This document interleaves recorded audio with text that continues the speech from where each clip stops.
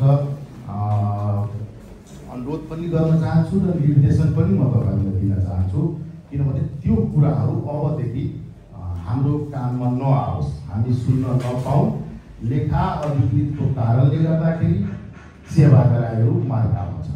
हुनसक्छ सेवाग्राहीहरूको पनि कुनै कुनै ठाउँमा त्यस्ता क्रियाकलापको कारणले गर्दाखेरि लेखा अधिकृतहरूले नियन्त्रण गर्न खोजे होला, तर त्यो हामी यदि कानुनसँग नियमसँग यदि नियन्त्रण गर्न खोजेका छौँ भने त्यसको लागि म छु, तपाईँहरूको साथ हुन्छु।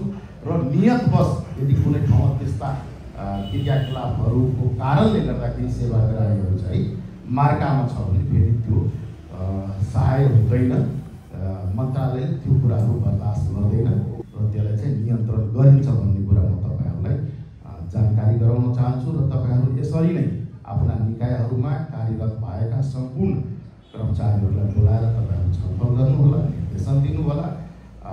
र हाम्रा जसरी अब मध्य प्रदेश यो जेएनडी आन्दोलन पछाडि यो सरकारको अवस्थाको कारणले गर्दाखेरि अलिक समय लाग्यो, हाम्रा पिएलएमएसहरू खुल्न नसकेको अवस्थाहरू छ, तर पनि हाम्रो कुराहरू चल्दैछ। हामी चाहिँ अब तत्त कार्यालयहरूलाई अरू कामहरू, टेन्डरका प्रक्रियाका कामहरू या जो अनुदानका विषयवस्तुहरू छ, सम्पूरक लगायतका जो अनुदानहरू छ तिनीहरूको कामहरू अगाडि बढाउनलाई चाहिँ हामीले निर्देशन गरिसकेका छौँ होइन। यो सायद मलाई लाग्छ 10 दिन पहिला नै गरिसकेको अवस्था छ। त्यो कामहरू कतिपय ठाउँमा बढेको पनि छ र अरू थप कामहरूको लागि पनि हाम्रो सल्लाह हुँदैछ। 1 हप्ताभित्रै हामी सबै यो पिएमएसको हरेक कुराहरू चाहिँ मतलब ओपेन गरेर खोलेर त्यो कामहरू अगाडि बढाउने चाहिँ हामी अगाडि वर्कहरू हामी गरिरहेका छौँ। त्यसको साथसाथै अब मन्त्रालयले जुन हिसाबले बजेट निर्माण गरेको छ र बजेटमा जुन फल्टहरू देखाएको छ होइन, कतिपय शीर्षकहरू त्यसलाई व्यवस्थित गर्नलाई पनि हामी काम गर्छौँ। त्यस पछाडि हाम्रा जो बजेटहरू, घाटाका बजेटहरू जुन बनाएको छ त्यसलाई पनि नियन्त्रण गर्नका निम्ति अधिकतम हामीले बजेटहरू हेर्दाखेरि वितरणमुखी कार्यक्रम होइन, कार्यक्रमले जनतामा प्रभाव नपर्ने अवस्थाका कार्यक्रमहरू पनि हामी हेर्छौँ होइन।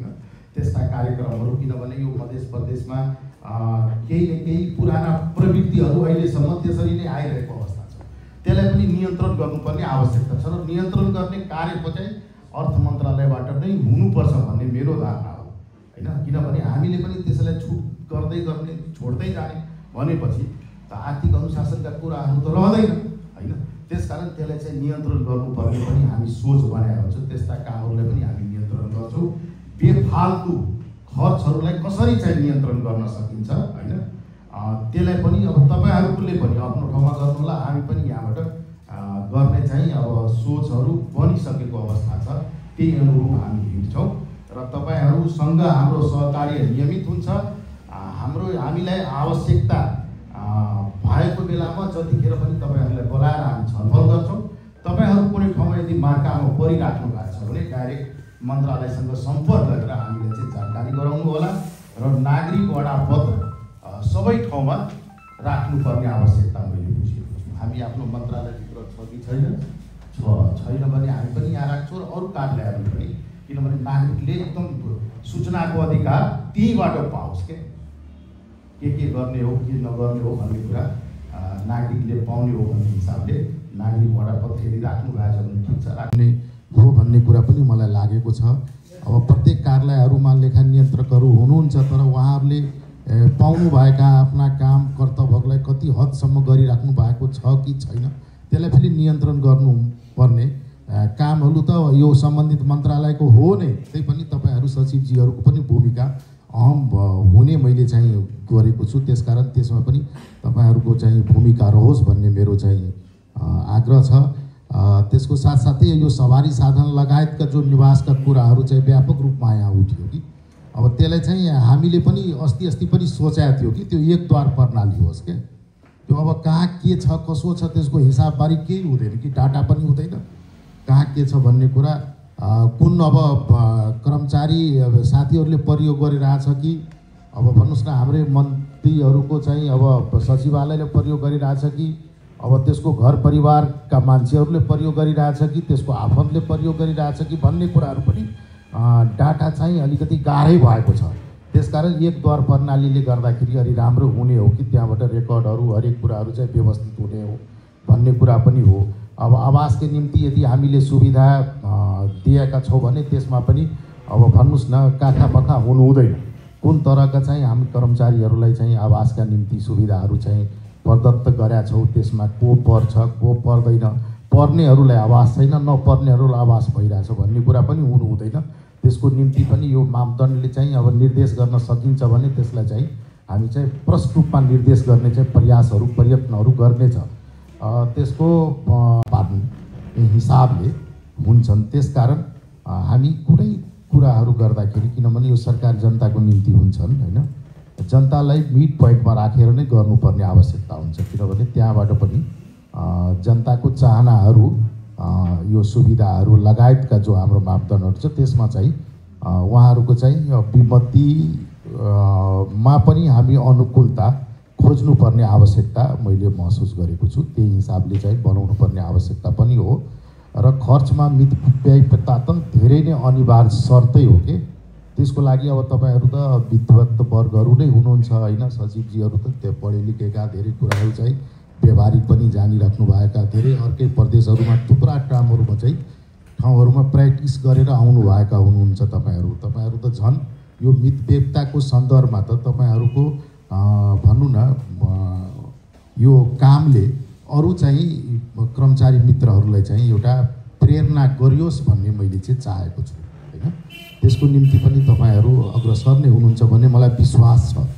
र त्यसको साथसाथै अब हामी सहजीकरणका निम्ति पनि तपाईहरुलाई फिल्डमा लागू गर्दाखेरि त्यो सहजताको लागि हुनुपर्छ हैन।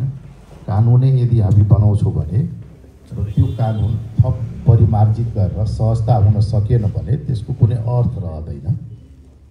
किनभने कानुन या कुनै नियम कानुनहरू या मापदण्डहरू बनाउँदाखेरि हामीले धेरै कुराहरूमा ध्यान गर्नुपर्छ र त्यो असर हाम्रो यहाँभित्र यो प्रदेश सरकारले बनाएका मापदण्डहरू यो प्रदेश सरकार मात्रै होइन कि आम सरकारको यो अवस्था अहिले त अलिकति भिन्न अवस्थामा छौँ। जेएनडी आन्दोलन भइसकेपछि होइन, अब सरकार पनि अस्थिर हुन सकेका थिएन, भर्खर अस्थिर हुँदै गइरहेछ।